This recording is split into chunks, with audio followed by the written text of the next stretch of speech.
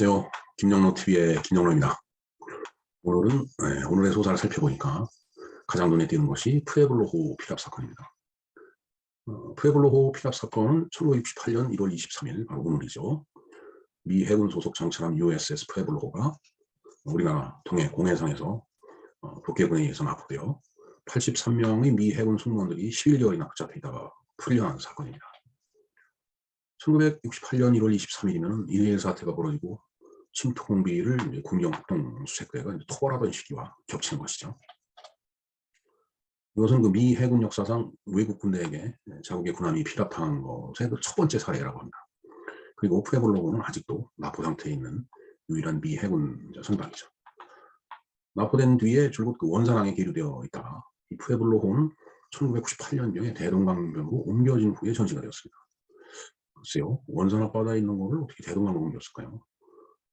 기차로 옮겼을 리도 없고 하늘로 들고 가지도 않았을 거고 배를 통해서 갔을 텐데, 그러면은 대한해협을 통해서 갔다는 얘기인데 참 신기하기 짝이 없습니다. 이 사건의 배경도 1.1 사태와 같이 이제 우리나라가 1965년 이제 7월 달에 이제 전투형 파병을 이제 시작을 하면서 파병 인원이 평균 5만 명 수준으로 이제 유지가 됐어요.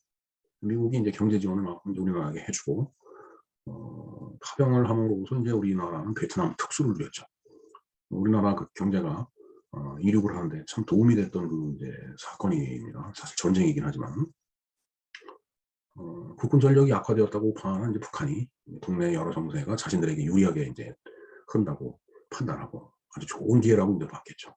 그래서 적극적으로 펼친 대남 공작의 이제 결과였다라고 말씀을 드릴 수 있겠습니다.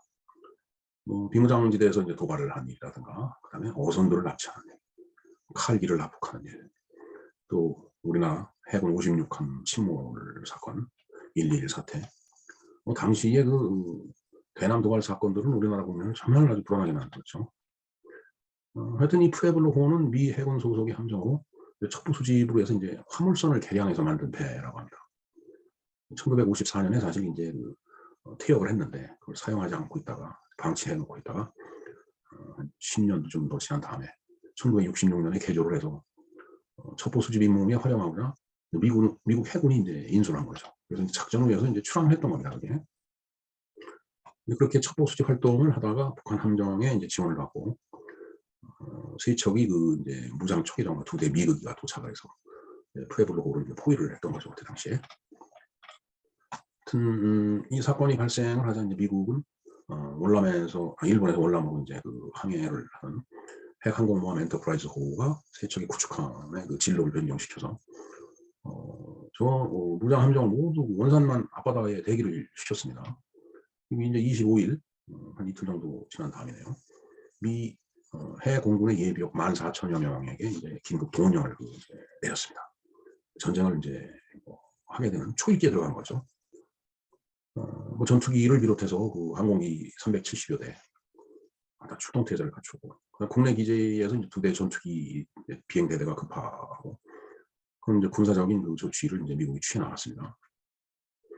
28일에는 이제 추가로 2척의 항공모함과 구축함 1척, 그다음에 6척의 잠수함을 동해로 이동을 시켰어요. 한반도에는 이제 전운이 이제 감돌기 이제 시작을 한 거죠. 네, 저 역시 어린 나이였습니다. 제가 중학교 들어가기 직전.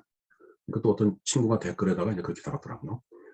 국민학교 졸업하기 직전이라고. 맞는 얘기입니다. 그 말입니다, 사실은.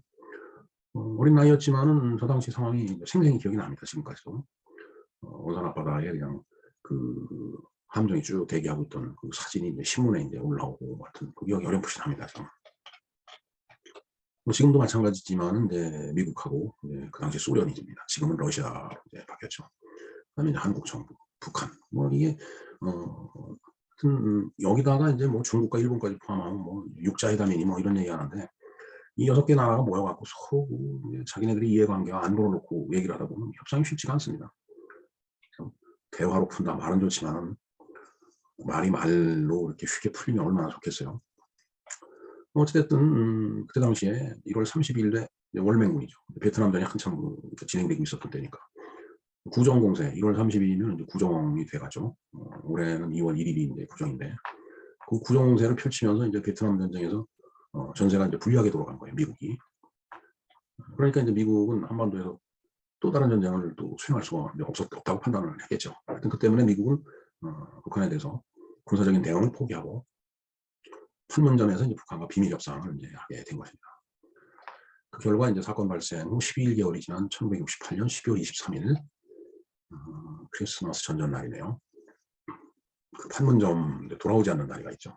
그 다리를 통해서 푸에블로 승무원 82명과 유해 일부가 이제 송환이 되었습니다. 하지만 푸에블로 그 함정과 거기에 설치됐던 비밀 전자장비 다 몰수당했죠. 그 과정이 훗날 미국 의회에서도 과연 그 당시에 제대로 대처를 한 거냐는 정치 문제가 되기도 했습니다. 하지만 이 사건이 마무리되고 또 한 4개월 지난 다음에 1969년 4월 15일이죠. 이때 또 미군 해군 정찰기 EC-121기가 동해 북방 한계선 NLL 부근에서 북한에 의해서 격추됐어요. 그래서 또 다시 한번 한반도에 급박한 상황이 연출되기도 했죠. 하여튼 뭐 예나 지금이나 이 북한은 정말 다루기가 힘든 존재입니다.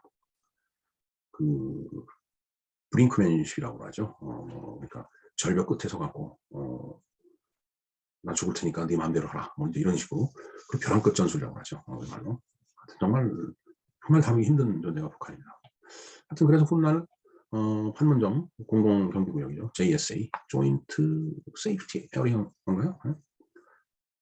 그 내에서 이제 8.18 도끼 만행 사건이 이제 일어났는데, 그래서 그때 당시에 박정희 대통령이 미친 개는 몽둥이가 약이다라고 얘기를 했던 것 같습니다.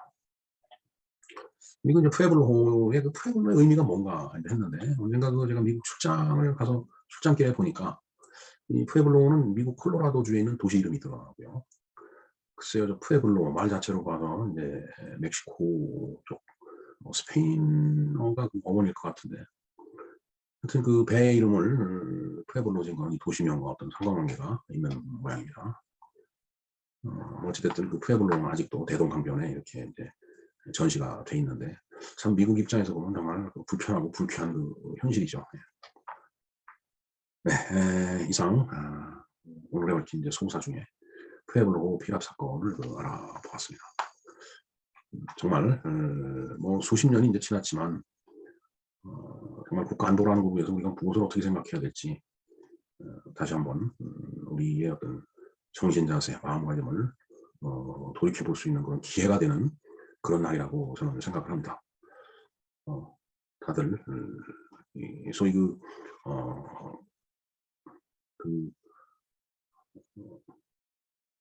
뭔가 그 해빙 모드로 들어서고, 그 다음에 뭐 평화 이렇게 얘기를 하지만 정말 세계사가 그렇게 말 같은 거에 의해서 이렇게 흘러가는 건지 저는 의문이 아닐 수가 없습니다. 우리의 그 안전과 생명, 재산 이런 거에 위협이 되는 요소에 대해서는 정말 주도 면밀하고 냉철한 그런 판단과 대처가 필요하다고 저는 생각을 합니다. 네, 이상 김영로 TV였습니다. 감사합니다.